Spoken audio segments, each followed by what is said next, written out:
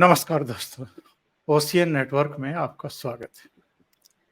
अभी 3-4 दिन पहले अभिषेक मनु सिंघवी, डेरेक ओब्रायन, कुछ दूसरे दलों के नेता इकट्ठे होकर के चुनाव आयोग पहुंचे। उनकी परेशानी ये थी, उनका ऑब्जेक्शन ये था कि साहब फर्स्ट सेकंड फेज के जो अल्टीमेटली जो फाइनल आंकड़े पेश किए गए, उनमें 10-11 दिन लगा दिए चुनाव आयोग ने। और ऑन कैमरा अभिषेक मनु सिंघवी ने कहा कि साहब हमें लगता है कि कुछ मैनिपुलेशन किए गए हैं, इसलिए इतने दिन लगाए गए हैं। मल्लिकार्जुन खड़गे जो पार्टी के राष्ट्रीय अध्यक्ष हैं, उनकी तरफ से भी अजीबोगरीब बयान दिया गया और एक चुनाव आयोग को उन्होंने चिट्ठी भी लिख मारी। तो उस पर चुनाव आयोग ने मल्लिकार्जुन खड़गे को ये सलाह दी गई कि साहब आप एक पार्टी को लीड कर रहे हैं, आपकी तरफ से बिना तथ्यों को जाने अगर इस तरह की बातें कही जाएंगी तो ये ठीक नहीं होगा, इसके मैसेज गलत जाएंगे और समाज में भी इसका बुरा असर पड़ सकता है, राष्ट्र पर भी पड़ सकता है। आज एक्चुअल में इस प्रोग्राम के जरिए मैं ये बताना चाहता हूँ अभिषेक मनु सिंघवी, मल्लिकार्जुन खड़गे, राहुल गांधी, ममता बनर्जी, जितने भी ये जी हैं, इनको ये बताना चाहता हूँ कि नरेंद्र मोदी एक्चुअल में ईवीएम हैक कैसे करते हैं। कुछ वीडियो हैं जो बताएंगे आपको भी, इनको भी, कि नरेंद्र मोदी अगर इस कदर लोकप्रिय हैं कि 2014 में भी एब्सोल्यूट मेजोरिटी, 2019 में भी एब्सोल्यूट मेजोरिटी और लगातार तीसरी बार भी उसी तरफ बढ़ते हुए अगर दिखाई दे रहे हैं, तो उसकी वजह क्या है। तो सीधे जुड़ते हैं प्रयागराज से मेरे साथ वरिष्ठ पत्रकार अनुपम मिश्रा जुड़ रहे हैं। अनुपम जी, बहुत स्वागत है आपका। नमस्कार। अनुपम जी, सबसे पहले हम कुछ रोड शो देख लेते हैं। ये अलग अलग राज्यों के रोड शो हैं और इनसे पता चलता है कि लोगों की आंखों की चमक क्या है, उनकी बॉडी लैंग्वेज क्या है, नरेंद्र मोदी के प्रति उनका जो वैराग्य है वो किस स्तर का है।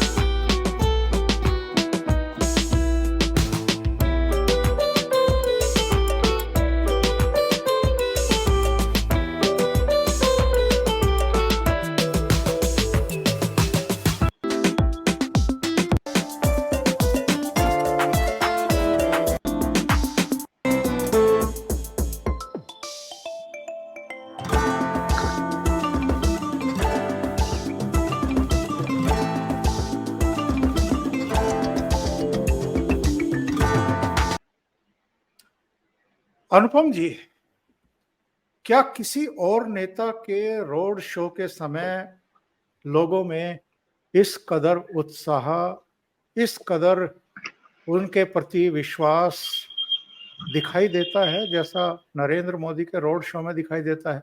बड़ी आसानी से कहा जा सकता है कि साहब बीजेपी भीड़ जुटाती होगी, वही बीजेपी या संगठन के लोग ही इनको इनके हाथों में पुष्प वगैरह दे देते होंगे, वो ही तमाम चीज़ें ऑर्गेनाइज करती होंगी।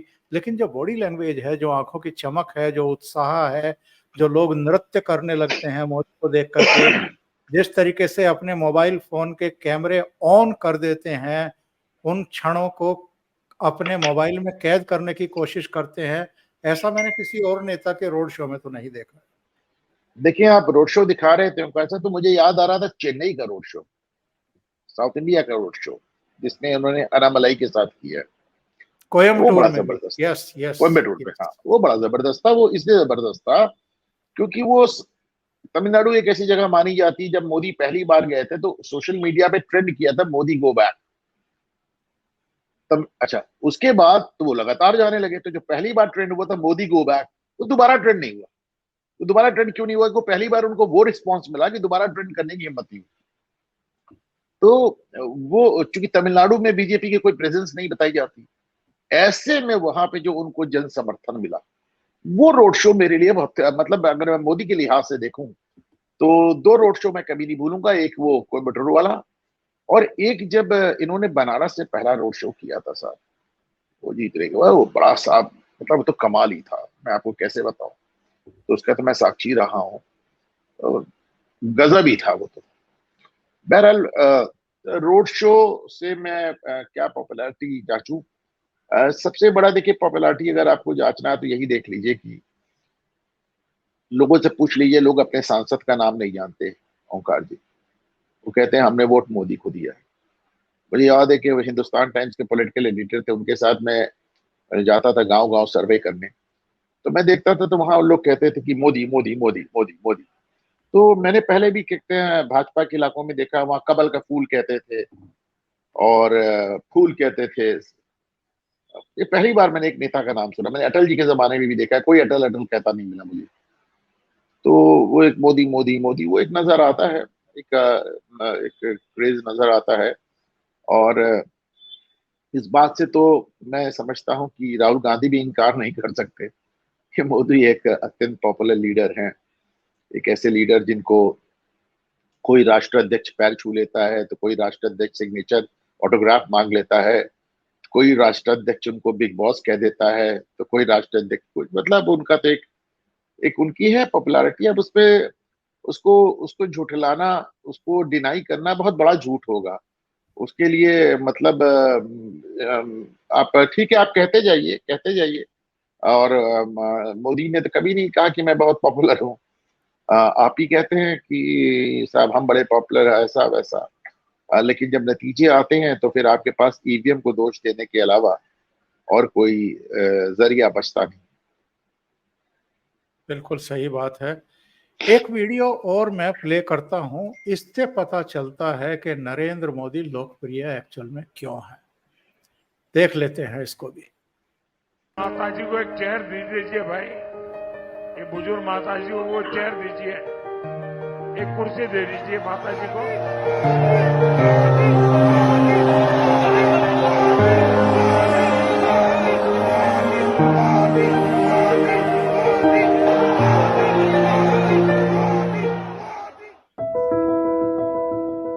बेटी आप हाथ नीचे करो, मैं आखिर में इसको ले लूंगा आपसे।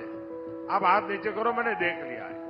आप बड़े प्यार से चित्र बना के लाई हो, मेरी टीम आकर के ले लेगी। बेटा रोना मत, रोना मत बेटा, बस मुझे मिल जाएगा बेटा, मैं ले लूंगा इसको।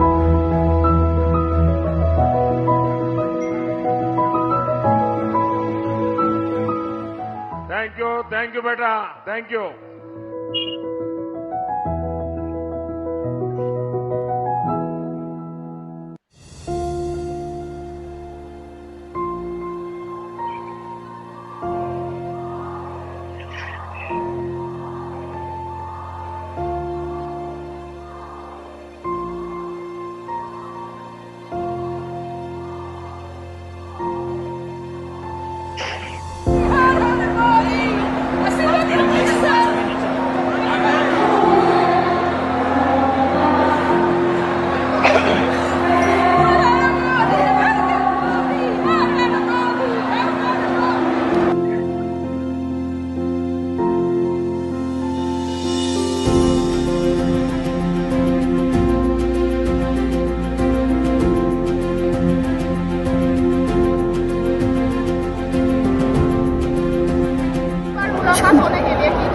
कैसे उससे मतलब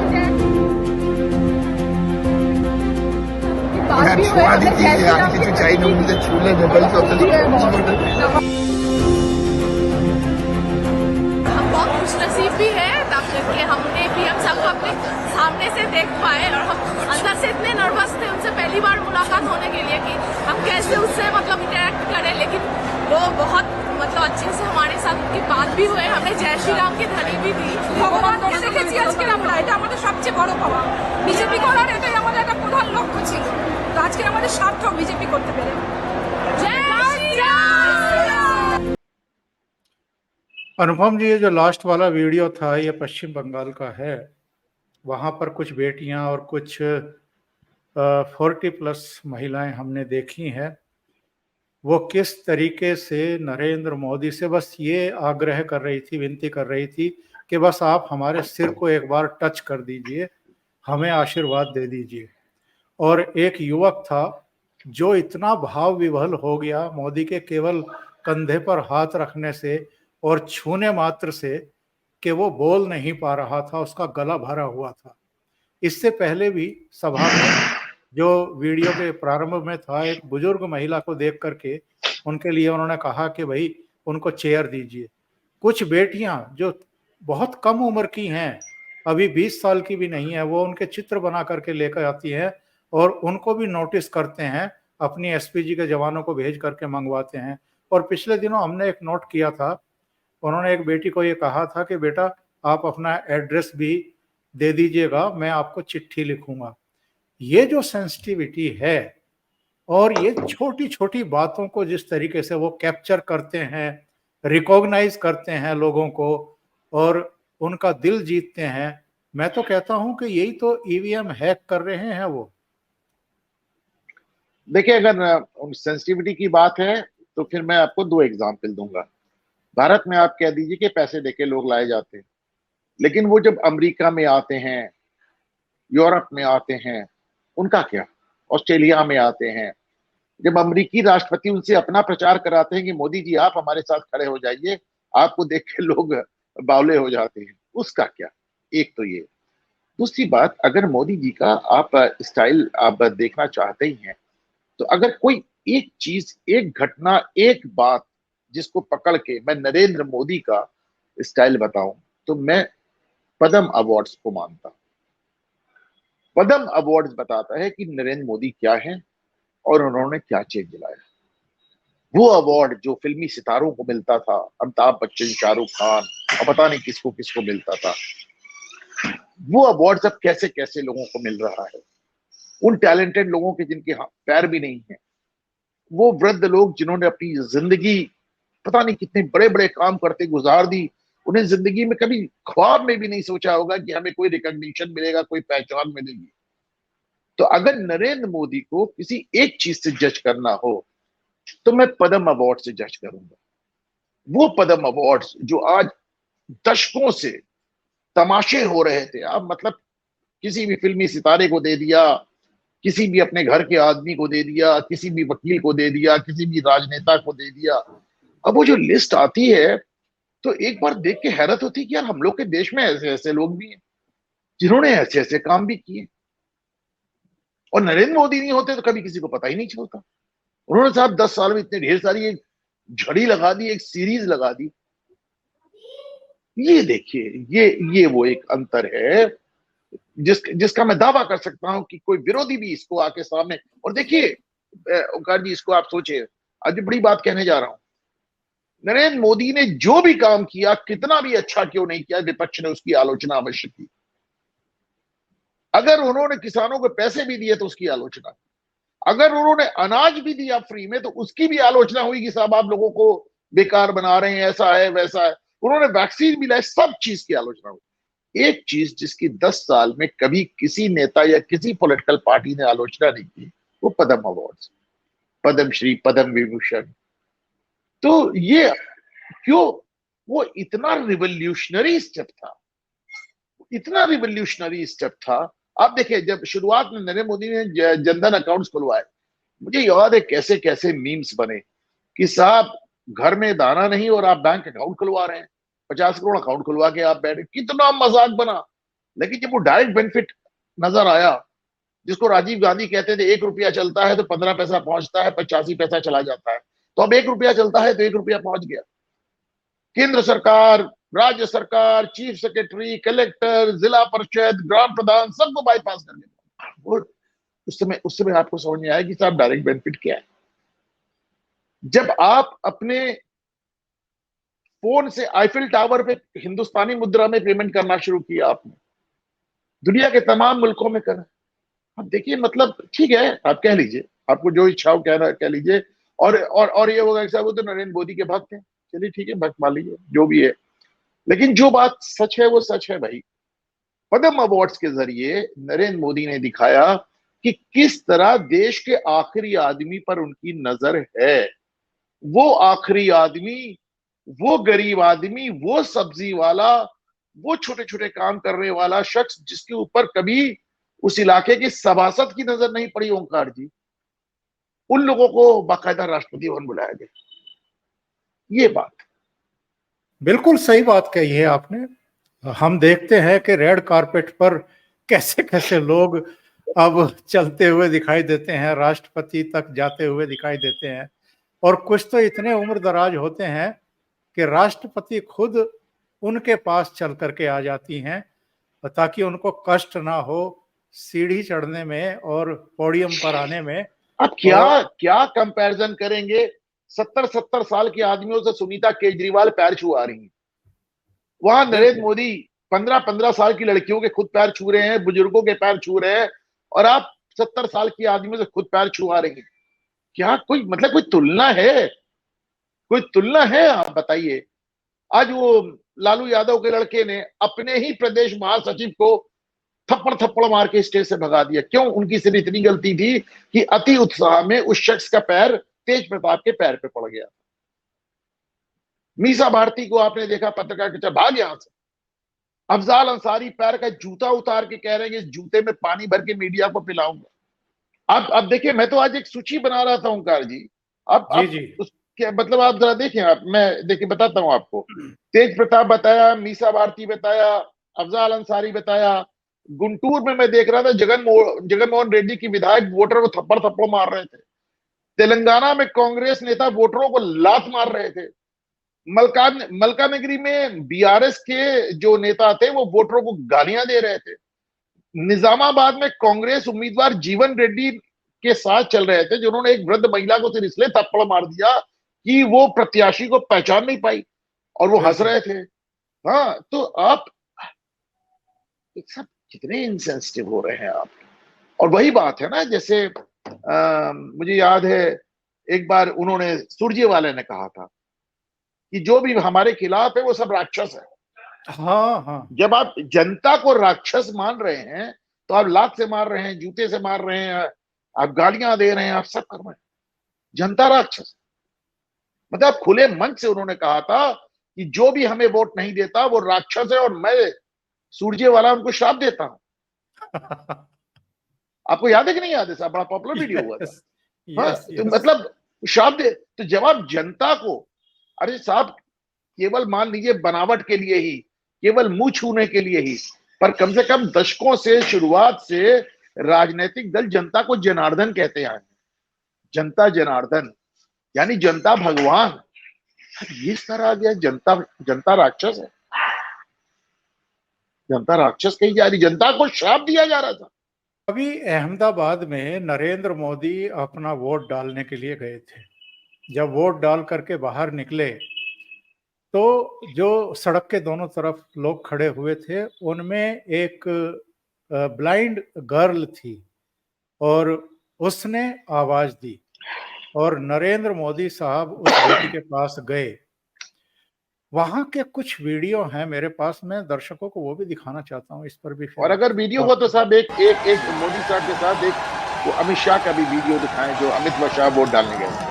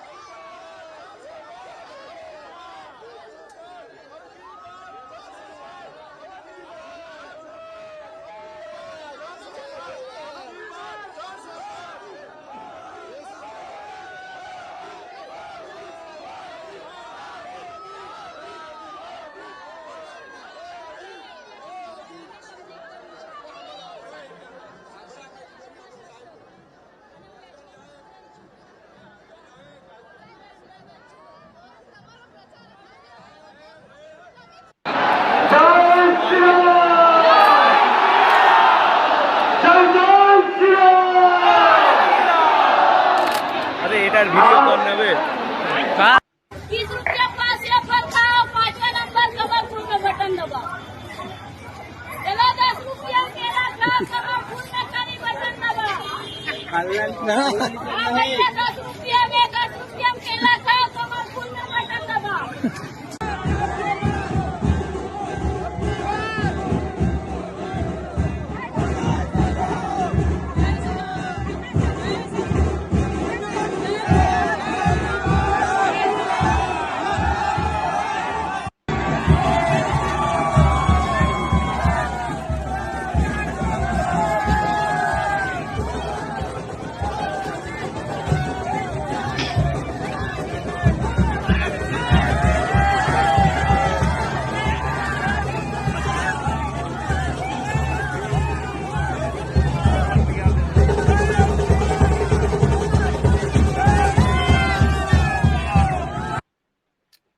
बच्चे कुछ बना करके लाए और मोदी की तरफ उन्होंने हवा में लहराया तो उस पर ऑटोग्राफ देने के लिए रुक गए।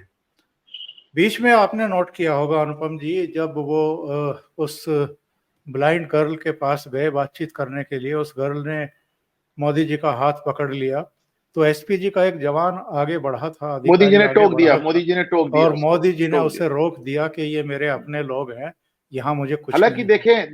देखें ये बहुत सेफ नहीं है, ये बहुत सेफ नहीं ओंकार जी। मैं कॉलेज डेज में था, मुझे राजीव गांधी वाली वारदात याद है। ये बहुत सेफ नहीं है, प्रधानमंत्री को ज्यादा सुरक्षा लेनी चाहिए, और खास तौर से इसलिए कि मोदी से ज्यादा तो मार्क्ड, इससे ज्यादा तो निशाने पे शादी कोई प्रधानमंत्री रहा, तो इनको थोड़ा सा अपनी सुरक्षा का ख्याल ज्यादा रखना चाहिए। आप जिस वीडियो का जिक्र कर रहे थे वो इस समय मेरे पास नहीं है, लेकिन मुझे याद नहीं, वो है उसमें वो मजेदार चीज अमित शाह जा रहे थे और किसी ने आवाज लगाई अमित काका, ओए नहीं, ओए अमित काका, ओए अमित काका, ओए अमित काका, और तो वो रुक गए। जबकि अमित शाह इस तरह के अंदाज के लिए जाने नहीं जाते हैं, लेकिन मैं मान के चलता हूँ नरेंद्र मोदी के साथ रहते रहते उनके भी असर पड़ गया, वो रुक के उसी लड़के को मुखातिब हो गए, तो फिर उसने जय श्री राम का नारा लगा दिया। लेकिन वो एक मजेदार पल था कि भारत में गृह मंत्री जा रहा है, छोटा बच्चा उसको रोक रहा है, कह के वो अमित काका, और गृह मंत्री रुक जा रहा है। तो मैं ये 3 वीडियो एक्चुअल में इसलिए लेकर के आया था दर्शकों को ये बताने के लिए, और ये राहुल गांधी और तमाम लोगों को बताने के लिए कि चुनाव आयोग के यहाँ मत भेजिए अभिषेक मनु सिंघवी और बाकी लोगों को। अरविंद केजरीवाल जितने भी बाकी के नेता हैं वो ध्यान से देखें, और देखते होंगे, ऐसा नहीं है कि देखते नहीं है, ये पाखंड करते हैं। इनको पता है कि नरेंद्र मोदी की लोकप्रियता की वजह क्या है और उनमें गुण क्या क्या हैं। जितनी सेंसिटिविटी के साथ आपका वीडियो बहुत पॉपुलर होता है, हजारों लाखों में व्यूअरशिप जाती है। एक बात मैं इसमें और जोड़ना चाहूंगा, थोड़ा सा एक चीज मोटी सी जान लें। चुनाव भारत सरकार नहीं कराती, चुनाव आयोग भी नहीं कराता। चुनाव आयोग सिर्फ एक ऑब्जर्वर और ईवीएम मशीन आपके राज्य में भेज देता है। चुनाव राज्य सरकारें कराती हैं। लोकसभा में रिटर्निंग अफसर जिला कलेक्टर होता है, डिस्ट्रिक्ट मजिस्ट्रेट, जो कि राज्य सरकार का नुमाइंदा होता है। और हम सब जानते हैं कि जो डीएम्स होते हैं वो मुख्यमंत्री की व्यक्तिगत पसंद होते हैं। अगर पश्चिम बंगाल में चुनाव हो रहा है तो वो कलेक्टर करा रहे हैं जिनको ममता दीदी ने चुन चुन के अपॉइंट किया है। उनकी कस्टडी में ईवीएम्स आते हैं जिनको वो पूरी तरह जांचते हैं। जांचने के बाद उसका एक जैसे टेस्ट रन लेते हैं। जब टेस्ट रन होता है तो उस जगह जितने लोग खड़े और चुनाव लड़ रहे होते हैं सब मौजूद होते हैं। उसके बाद उस ईवीएम मशीन को सही सर्टिफाई किया जाता है, उस पे सब लोग दस्तखत करते हैं। तो चुनाव जो होता है उस पोलिंग बूथ पे जो लोग होते हैं, उस इलाके में जो सेक्टर मजिस्ट्रेट होते हैं, उस इलाके में जो जोनल मजिस्ट्रेट, ये सब राज्य सरकार के होते हैं। पूरे एक कॉन्स्टिट्यूएंसी में एक आईएएस अधिकारी किसी भी दूसरे राज्य का चुनाव आयोग द्वारा भेजा जाता है। बाकी चुनाव राज्य सरकार और मुख्यमंत्री कराते हैं। इसको समझे in effect practically. Number 1। Number 2, जिस बात को लेकर आरोप है कि साहब 10 दिन लग गए आपको ये बताने में कि कितनी आउटपुट हुई थी, नहीं, वो राजदीप सरदेसाई ने एन गोपाला स्वामी जो एक मुख्य चुनाव आयुक्त थे मनमोहन सिंह के दौर में, 3 साल रहे 2006 से 2009, उनका इंटरव्यू किया और वो साथ धोके रख दिया। उन्होंने कहा पहली बात आप समझ लें कि जितने आंकड़े थे, जिस दिन चुनाव होता है उसको पी डे कहते हैं, पी फॉर पटना, पोलिंग। तो पी डे पे जिस दिन चुनाव होता है, P1 और P2 अगले 2 दिन के 48 घंटे के अंदर सारा डेटा चुनाव आयोग की वेबसाइट पर होता है, और वो डेटा चुनाव आयोग नहीं डालता है, वो डिस्ट्रिक्ट मजिस्ट्रेट अपने अपने जिले से अपलोड करते हैं। कहा साहब उसके बाद आप आ गए चुनाव आयोग के पास रोने, मीडिया वाले, कि साहब इतना डेटा हो गया, इसको कंपाइल कर दीजिए, इसका टेबल बना दीजिए और इसको क्लियर कर दीजिए। तो आप बहुत जिद किया तो उन्होंने एक टेबल बना के दे दिया 10 दिन बाद। तो आप कहने लगे 10 दिन क्यों लगे? तो उसमें गोपाला स्वामी कहते हैं कि मैंने चुनाव आयोग से कहा है, ये मीडिया वाले पहले तुमसे हाथ पैर जोड़ के टेबल ले गए 10 दिन बाद, और अब कह रहे 10 दिन क्यों लगे? तुम ऐसा करो कि इनको टेबल दिए ही मत करो, ऐसा करो कि जो तुमने डेटा अपलोड कर दिया वो कर दिया। तो पहली बात, उसमें 10 दिन नहीं लगे थे। P1 P2 36 से 48 घंटे के अंदर पूरा डेटा वेबसाइट पर उपलब्ध था। आपने कहा कि उसका टेबल बना दीजिए। दूसरी बात, चुनाव केंद्र सरकार नहीं, राज्य सरकारें कराती है। उसमें जो पोलिंग अफसर होते हैं, जो बाबू होते हैं, जो पुलिस के सिपाही होते हैं, जो जितने आपके sector magistrate, zonal magistrate, district magistrate, police के एसपीएस, जो कुछ भी होता है वो पूरा पैराफेरेलिया राज्य सरकार का होता है, और ईवीएम उन्हीं के पास होती है, ईवीएम उनकी कस्टडी में होती है। ये भी जान लें, आप अक्सर कहते हैं आप वो ईवीएम कर, अरे भैया ईवीएम उसी डिस्ट्रिक्ट मजिस्ट्रेट की कस्टडी में होती है। अगर वेस्ट बंगाल में हो रहा है तो ईवीएम का कस्टोडियन ममता बनर्जी का डीएम है, अगर उड़ीसा में हो रहा है तो ईवीएम का कस्टोडियन नवीन पटनायक का डीएम है, और तमिलनाडु में हो रहा है तो ईवीएम का कस्टोडियन स्टालिन का डीएम है। बिल्कुल सही बात कही है, और तकनीकी तौर पर जो है ये लोगों को समझ लेना चाहिए। नहीं, मैंने बहुत सिंप्लीफाइड वे में बताया साहब, बहुत सरल भाषा में बता रहा हूँ, चुनाव होता कैसे इसको जान लें। बिल्कुल सही। अनुपम जी बहुत बहुत धन्यवाद जुड़ने के लिए, और बहुत ही महत्वपूर्ण मुद्दे पर और एक अलग तरह के विषय पर चर्चा करने के लिए। मैं चलते चलते साहब एक छोटी सी एक आपके शो के माध्यम से एक प्रोफेसी कर दूं। सुबेरे 9:30 बजे स्वाति मालीवाल ने पहली कॉल की पुलिस थाने में कि साहब मुझे केजरीवाल ने मारा। 5 मिनट बाद दूसरी कॉल आई कि केजरीवाल की उपस्थिति में मुझे मारा गया पीए द्वारा। 10 बजे स्वाति मालीवाल खुद थाने पहुंच गई। उनसे कहा गया साहब आप लिख के दें, उनके दोनों कॉल रिकॉर्डेड है, उनके नंबर से रिकॉर्डेड है। पुलिस कंट्रोल रूम में जब आप कॉल करते हैं तो कॉल रिकॉर्ड हो जाता है, आपका नंबर भी रिकॉर्ड हो जाता है। उनसे कहा गया कि साहब आप लिख के दें। उन्होंने कहा अभी मैं लौट के आती हूँ तब लिखित दूंगी। 10 बजे से अभी मेरी घड़ी में 7 बज रहे हैं, तो आप बताएं लगातार स्वाति मालीवाल गायब है। आम आदमी पार्टी की तरफ से कोई बयान नहीं आया उनके साथ मारपीट को लेकर। आप मानकर चलें कि फाइनली जब स्वाति मालीवाल प्रकट होंगी तो आम आदमी पार्टी और केजरीवाल उनको मना चुके होंगे, और बताया जाएगा कि किस तरह लेफ्टिनेंट गवर्नर और मोदी ने षड्यंत्र किया। और पूरा इकोसिस्टम चुप है इस पर, एक मेंबर पूरा ऑफ पार्लियामेंट इकोसिस्टम चुप है, कोई एक आदमी नहीं बोल रहा है। महिला मेंबर ऑफ पार्लियामेंट, वो भी जो कि महिला आयोग की चेयरमैन थी, महिला आयोग की चेयरपर्सन थी स्वाति मालीवाल, उनके साथ इतना दुर्व्यवहार, कोई ये तक नहीं पूछ रहा है कि स्वाति मालीवाल गई कहां साहब। वो ये तक नहीं पूछ रहा है कि साहब 10 घंटे हो गए, महिला गायब कहां है, वो जिंदा है नहीं है, कहां है, मतलब मैं कहना नहीं चाहता इस बात, किडनैप हो गई, कैप्टिविटी में है, होस्टेज है, उनको उनकी इच्छा के खिलाफ रखा गया है। कोई एक शख्स पूछने को तैयार नहीं कि वेयर इज स्वाति। मुझे तो लगता है कि स्वाति मालीवाल असॉल्टेड की जगह ट्रेंड होना चाहिए वेयर इज स्वाति मालीवाल, वो है कहां। और अभी बंदा पूरे दिन से खामोश है, कोई चुनाव प्रचार नहीं कर रहा है, भीड़ में नहीं निकला, कहीं नहीं गया, एकदम से प्रकट होगा कि मोदी जी ने मेरे खिलाफ षड्यंत्र कर दिया। और ये भी आश्चर्यजनक है कि स्वाति मालीवाल ने कॉल की, 2 कॉल की, पहले कॉल कुछ की और बाद में कुछ संशोधन किए उसमें। दोनों जो है दिल्ली पुलिस की डायरी में दर्ज हैं दोनों चीजें, कि पहले इन्होंने ये कहा, बाद में इन्होंने ये कहा सर बाद डायरी में में जब नहीं है, वॉइस रिकॉर्डिंग है, जी आवाज हाँ, की रिकॉर्डिंग है। और जब पुलिस पहुंची तो उसने आग्रह किया कि आप थाने आइए और शिकायत दर्ज कराइए। थाने गई भी और ये कह करके वहां से आई कि मैं बाद में लिखित में शिकायत आपको दे दूंगी, और उसके बाद अभी तक ट्रेस नहीं हो रही है। बताया जा रहा है साहब कि इसके पीछे एक कारण ये भी हो सकता है कि स्वाति मालीवाल पे अरविंद केजरीवाल दबाव डाल रहे हैं कि वो राज्यसभा की सदस्यता से इस्तीफा दे दें, क्योंकि हिमाचल प्रदेश में जो अभिषेक मनु सिंघवी चुनाव हार गए थे और जिन्होंने केजरीवाल को ये 10-12-15 दिन की पैरोल दिलाई है, वो उनको स्वाति मालीवाल की जगह भेजना चाहते हैं। स्वाति इसके लिए तैयार नहीं। इस तरह का प्रेशर तो वो हरभजन सिंह पर भी बना सकते हैं, जो बिल्कुल चुप हैं, जिनको इन्होंने भेज हरभजन दिया। हरभजन सिंह से वो मिल नहीं सकते, हरभजन सिंह उनके बुलाने में आएंगे नहीं। आप इसको बताइएगा, हरभजन ने तो जो एक रुख अपना रखा है, हरभजन उनका कॉल नहीं उठाते। आप कैसी बात कर रहे हैं? वो उस स्वाति पे ही ये प्रेशर बना सकते थे और वही बना रहे हैं।